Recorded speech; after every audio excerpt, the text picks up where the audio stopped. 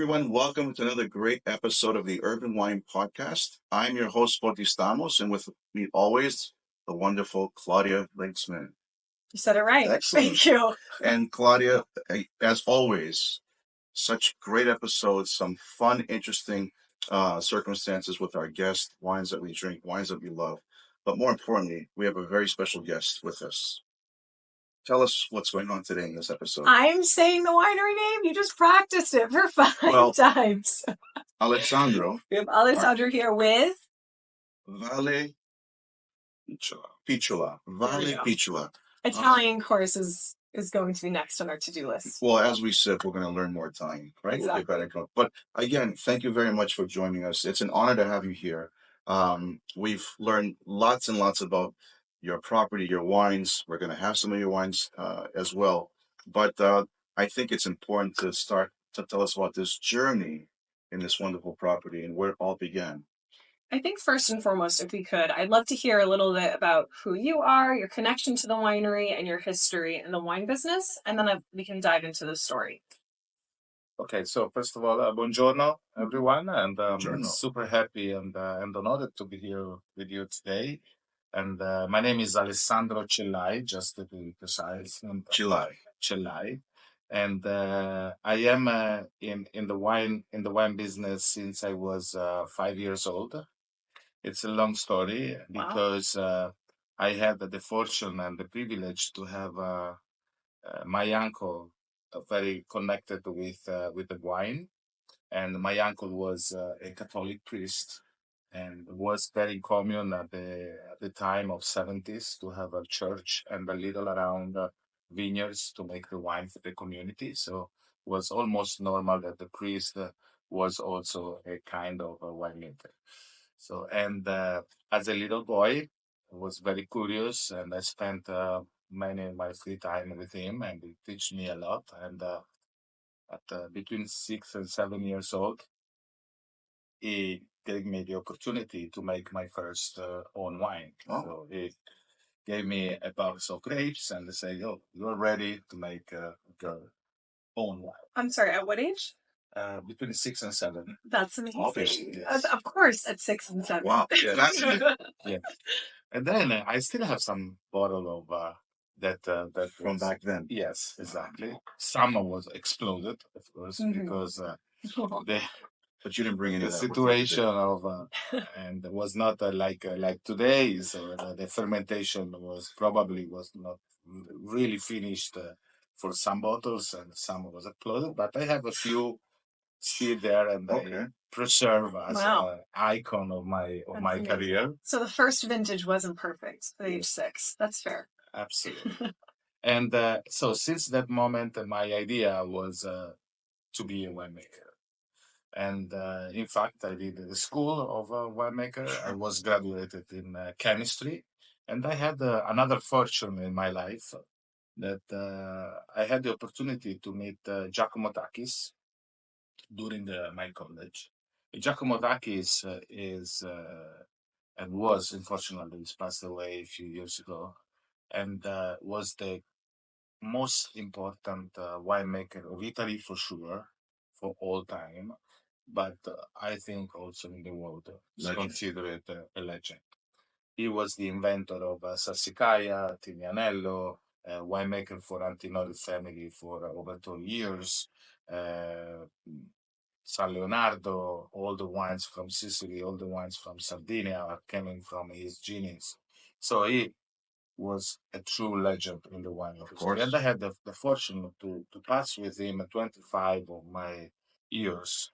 And for this reason, I had a wonderful opportunity to grow in the wine industry with a legend nurture. And I started my career as a real winemaker, not as a 6 years old, 35 years ago with Castellare di Castellina. Okay. Castellare is one of the historical realities of Chianti Classico.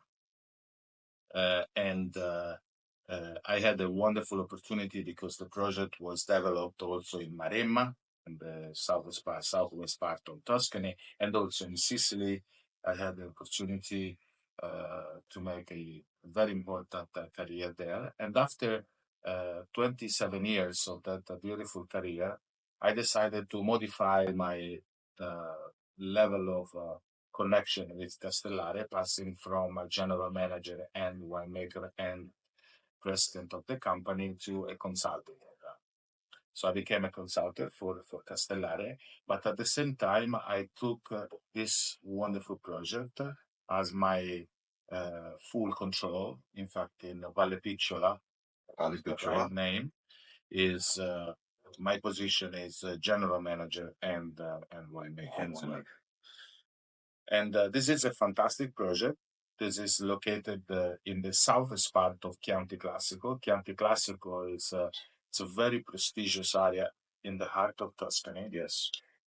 It's very important to identify exactly the difference between Chianti and Chianti Agreed. Classico. I think that's good for our audience. That is extremely important because sometimes we say, "Oh, this is Chianti." No, to say Chianti is not totally right. Correct. Can you explain the difference? Absolutely, because Chianti, with the word Chianti, you can identify almost the 99% of Tuscany. So it means that you can produce Chianti from Pistoia to Grosseto, from Arezzo and Livorno. So you can produce. So it's a broad area. Yeah, it's very huge. 90, 97, 98% of Tuscany is included in the Chianti appellation. Okay. But the Chianti Classic, it's a very precious area, very prestigious area, and it's just in the heart of Tuscany, in between the province of Siena and Florence.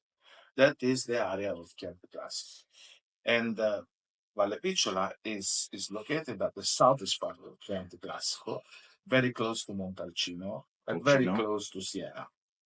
So the soil is very similar to Montalcino, full of limestone and galestro at the same time. But the very important fact of Vallepicciola is the elevation, because Castelnuovo Berardenga, so the area where we are located, is a very important and large area, probably one of the largest communes of, geographically speaking, of Tuscany. And Castelnuovo Berardenga has 75% of the territory between 100 and 150 meters elevation.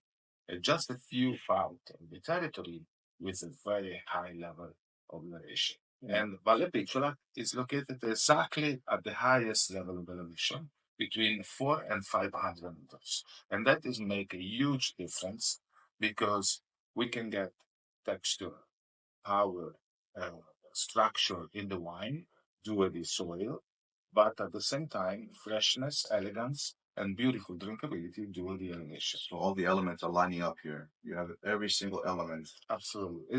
That's the reason why this is considered, for my personal opinion, one of the most important and beautiful area or subzones of Chianti Classico, because you can mix between body and freshness. That is the most important. Balance. Absolutely. Right. And one thing we always try to explain in our episodes is about how to understand good wine. And it's all about these elements you present and create some balance, because some wines can taste good, they don't feel good. Or they can feel good, but they lack flavor, and vice versa. But here, we're gonna also experience ourselves is that it's gonna show us this balance that you're discussing. Just to answer to your first question, is I want to bring on the table the column of the philosophy of Giacomo Takis that also became also my philosophy of winemaking. He always said to identify the wine as a great wine, in that bottle you must recognize three different things. The first is the soil.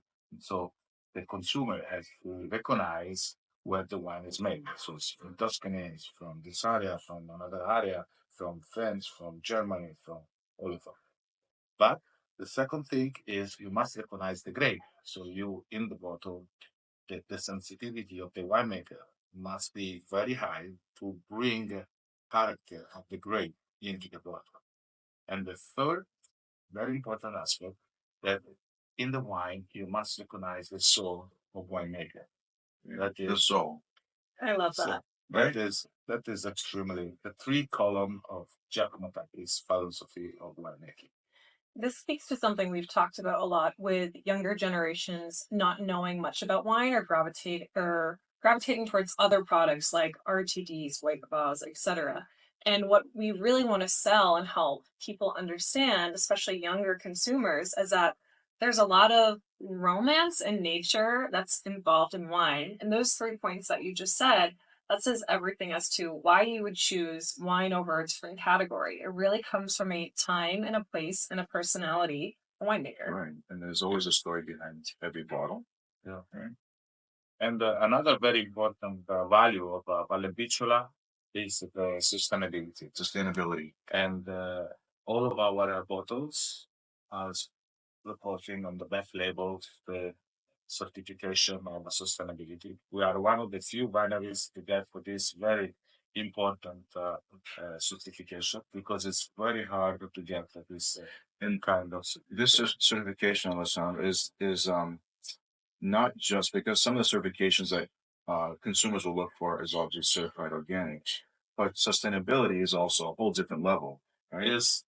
It's 360 degrees. 360 degrees. Organic is just a segment, a part of that idea. To be sustainable is you have to complete the cycle of the real sustainability.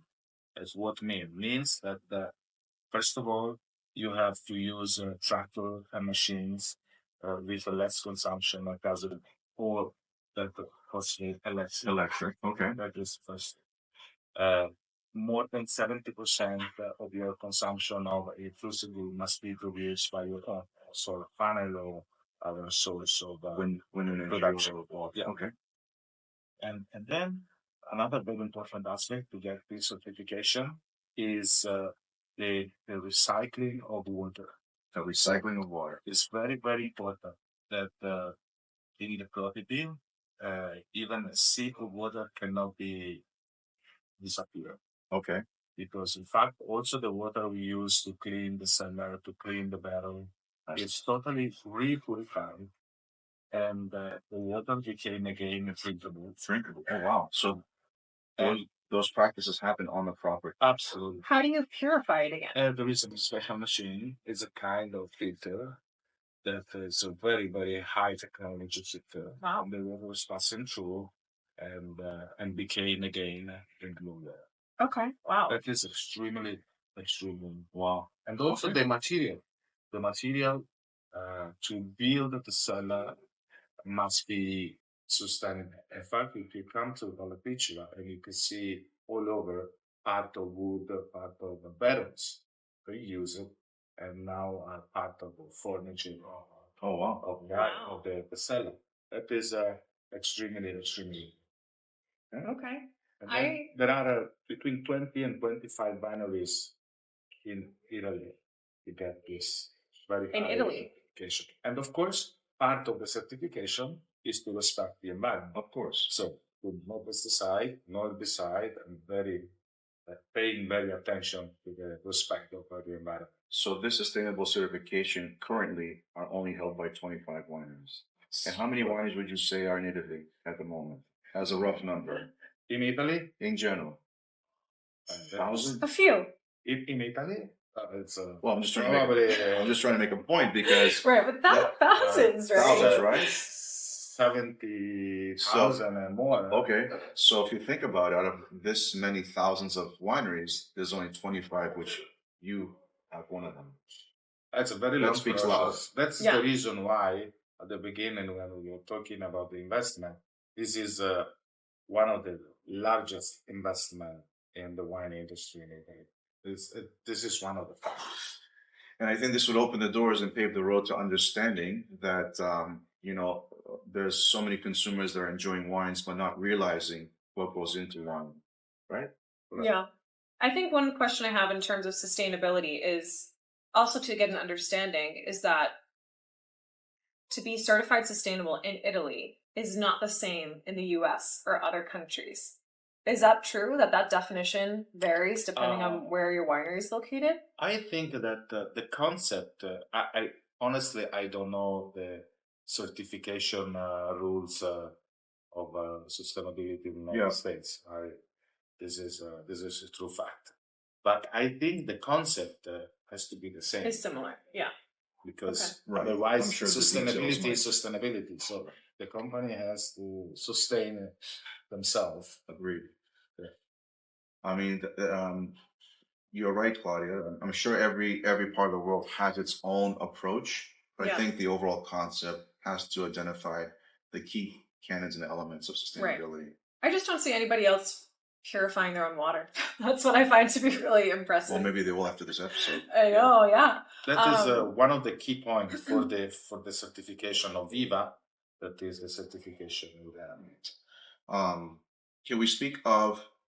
You brought 3 selections with us here. Yes. Can we speak of the selections that are here on the table with us? Absolutely. So I think here we have 3 wonderful representation of my idea of winemaking in Vallepicciola, because we have Chianti Rosso, that is considered our super Tuscan. Super Tuscan.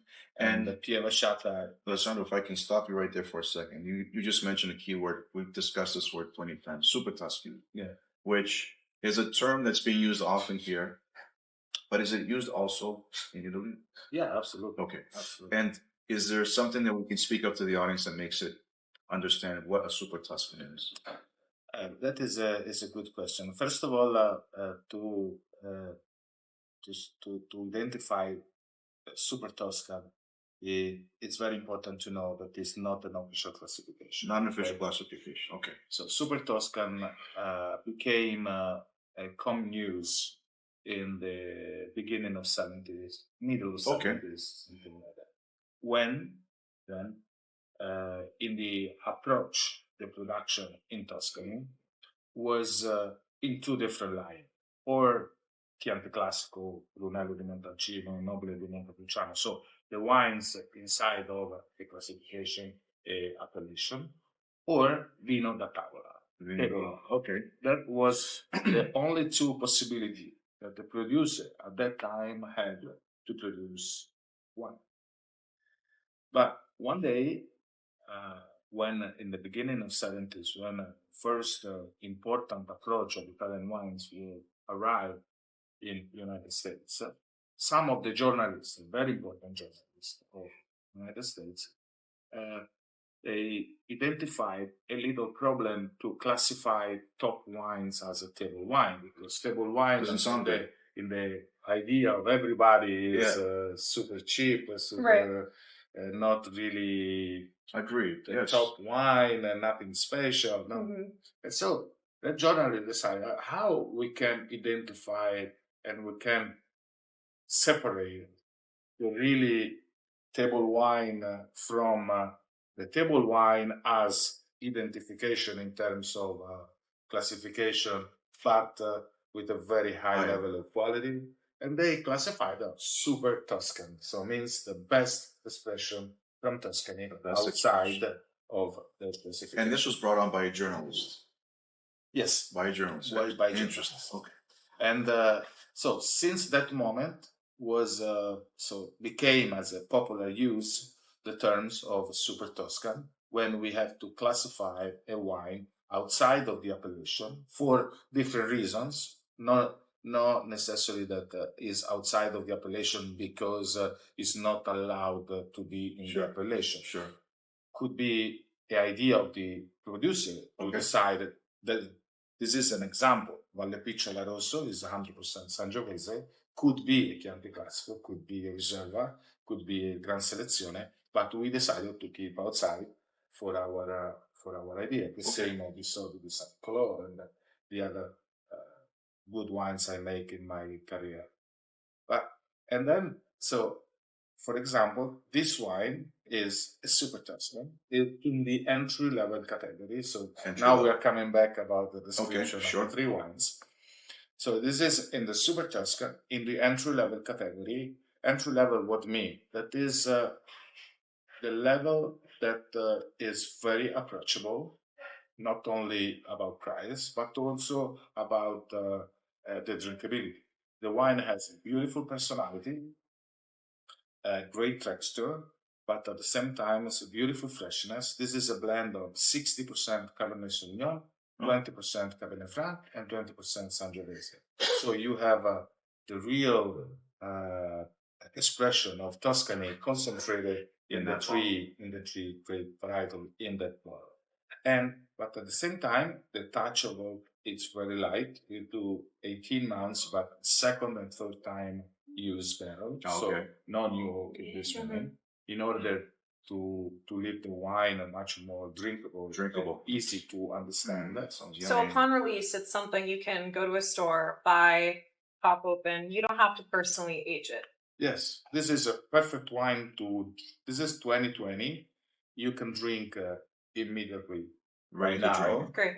But you can keep also for a few years if you want to save and to understand how the wine can be evolved in the years. But the beautiful thing of this wine that you can open the bottle and you can enjoy. This is a very, very food friendly. So from appetizer like crostini, like bruschetta, like, ham, salami, cheese, and going also in some more Swedish dishes like steak, like it's very versatile. Any kind of meat, white meat, red meat, pasta. The pasta for me, this is the best combination for this wine. And yes, that's what I'm thinking about. Now I'm thinking about lunch. That's great. That is the first wine.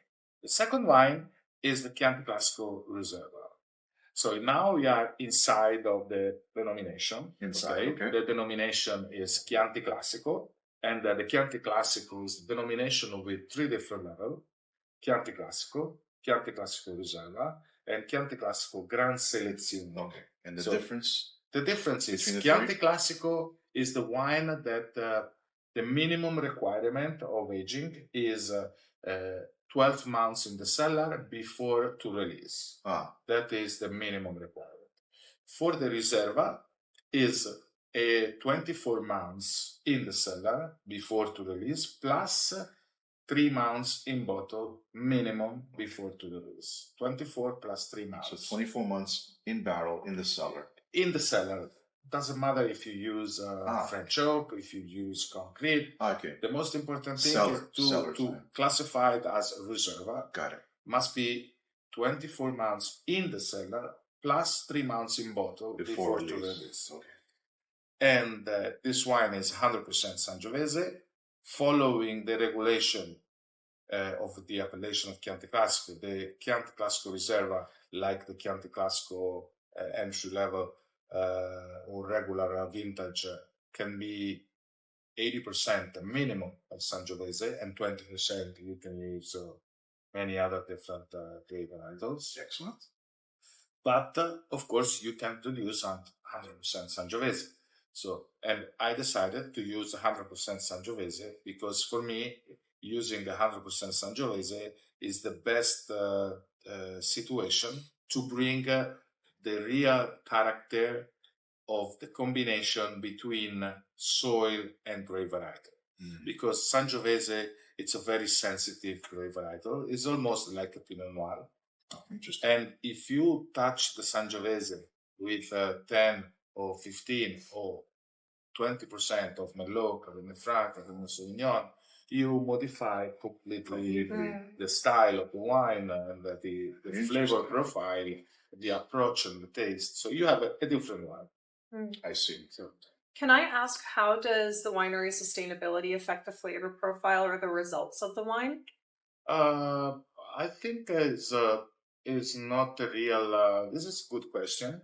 I think there is not a real effect in the taste, the sustainability, but more in the life of the vines, because the vines are alive. Sure, it is totally true, and one of the effect, just to give you as example, that we had during the pandemic. During the pandemic, no cars, no tractors, no nothing was walking around. And in that 2020 and 2021, it was one of the best harvests we had. Wow. Interesting. So the reaction of the vines to this quiet. Peace. No one was And messing so with Mother peace Nature. was really Interesting. beautiful. Amazing. Okay, so Okay. I just to come back to your question. So I think that the sustainability is not a direct effect in the taste of the wine in the sense of flavor profile, but in terms to give a better life to the wine. And of course, the effect into the wine is to have wine with a better complexity, with a higher potential of legibility. That is a total fact. It's very important. Before to go to the last one, the Chianti Classico. Chianti Classico is in our idea of Chianti Classico Reserva. We fermented concrete. Concrete is it's extremely important to give complexity and roundness and wonderful attitude for wine to be in the best shape. Cement is. Cement, concrete, yeah. And the main difference between concrete and stainless steel is that the stainless steel is a material extremely rich of electrostatic charge. The electrostatic charge make the wine very nervous. No? It's like to plug to the person. You put your finger in the plug. Right. And you continuously 24 hours a day. So the person is stimulated. I'm glad you put that into perspective because that starts to make a lot of sense. Yeah. And for this reason, for the entry level category, it's fine because the wine is drinking in a short time. But for the wine that you consider for medium or long agibility, so the peace and the roundness and the beautiful complexity is the key of success in terms of quality. And so this wine, and like the next one, doesn't touch stainless steel, never. So this is fermented in concrete, and then 24 months in French oak, and then 3 more months in concrete, and then bottles, and then 3 more months in bottle, and then 4 months. So what's the ageability? This wine is between 20 and 25 years. Oh my This God. is a very This is a very important. This is a very important. This is a very important wine. So it's classified as a reserva. The reserva is the perception of the reserva when you buy a bottle of reserva. The expectation is higher than the regular. Right. Okay. And what's in a glass? The glass you have the reserva. Okay. And can we just to be to classify a wine as a Chianti Classico or Chianti Classico Reserva Gran Selezione, this is the stem is a government stem. Yes. But it's classified DOCG. What means DOCG? DOCG means di origine controllata and garantita. It means that there is the guarantee from the government that the wine is responding to all the requirements from the regulation. Okay. This leads me to a question that Foti and I had for you. Yes. Should we cheers really quick? And try the wines. Salute. Thank you. Thank you for being here. So starting from the nose, you have a beautiful blend and mix between the flavor profile of the grape, Sangiovese, flower, little herbal notes in terms of rosemary that you can find walking in the vineyards in the Chianti Classico. At the same time, a little touch of spice. The spice comes from the French oak, and the beautiful complexity in the mouth. The wine is outstanding. Yes, outstanding. Everything you just said and more is definitely happening. And the key word earlier, balance. You just it's all there. Yeah, that's really good. And the last one that is the top expression of Sangiovese we produce. First of all, this wine, Vallepicciola Rosso Sangiovese, is made from the oldest vineyard of the property, 50 years old. 50 years old. And it's a very, very beautiful vineyard.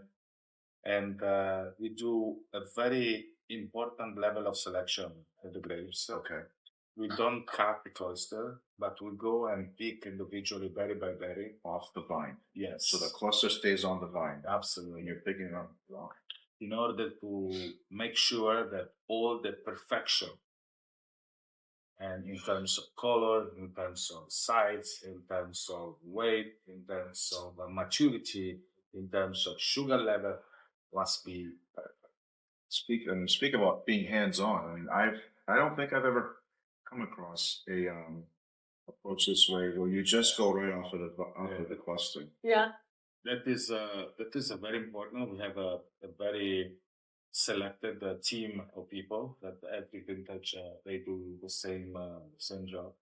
This is extremely important because the people must be with the attitude to. Of course, we teach them every single vintage in Of order course, to to refresh understand. the mind. When we are close to pick the grapes, but it's extremely important that every people must be very sensitive, able to classify this is a perfect berry, this is not.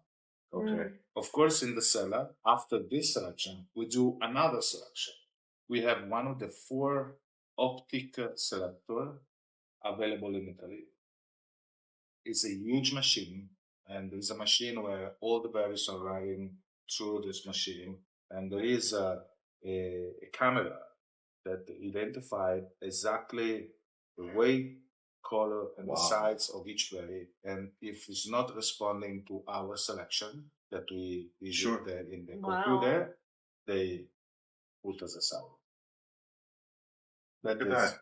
And that is the highest level. It's fermented in concrete, aged for 2 years in small French oak, 50% new, 50% second time, and then 4-5 more months in concrete before to bottle.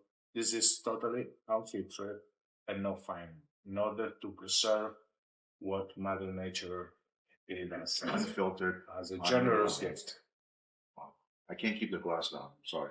It's really good. So we have one last question for you that Foti and I wanted to ask for our consumers. So we trust you to answer this question well. As you had mentioned that there's this label here where it says DOCG by the government. For our consumers who are walking into a wine shop and they don't recognize any of the labels that are in the category for Italy, what's a way that you can tell the wine is of good quality if you don't know the wine? That is a very difficult thing, and that is Challenging. the reason why. I think ideas like this, that what we are doing right now, are extremely important to teach the people and to give to the people, to the consumer, some ideas, not to drive them in the huge category when they go in the wine shop. Of course,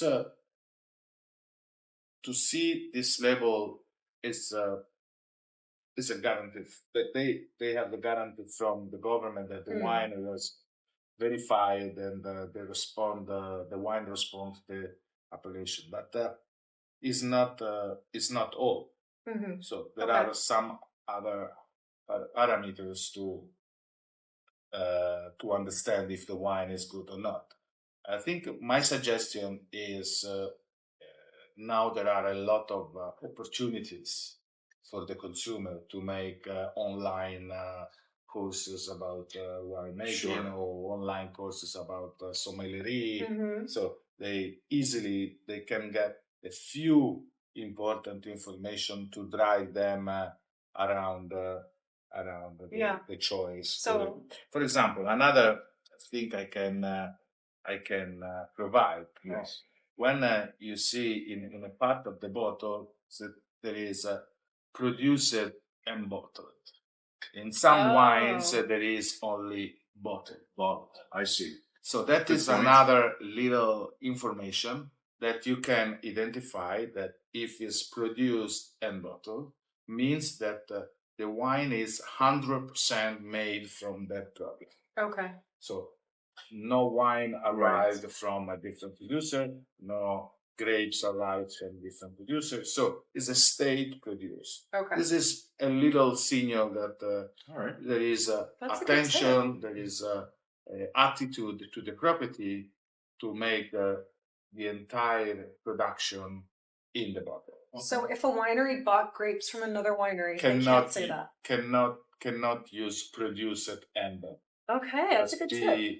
Must That's be right. only that. I'm sure this was right in front of us the whole time, but we never really. I never Right, knew didn't that. know that. That's definitely a So good tip. I think to your question, Claudia, as well, if I can chime in, is Yeah. I think through the whole conversation with you, Alessandro, you've already discussed indirectly how to determine what to choose by explaining the 3 levels of Chianti, the reservoir, Gran selezione. so that all this could be something that they can see on the label. Mm-hmm. So maybe that's a starting point. Yeah, and understanding Yes. what a Super Tuscan is, because there's a lot of misinformation about what a Super Tuscan actually Yes. is and why it's called that. And also another thing is that I can recommend to the consumer is always I do with my friends that are not in the wine industry, taste and then make experience. Yeah.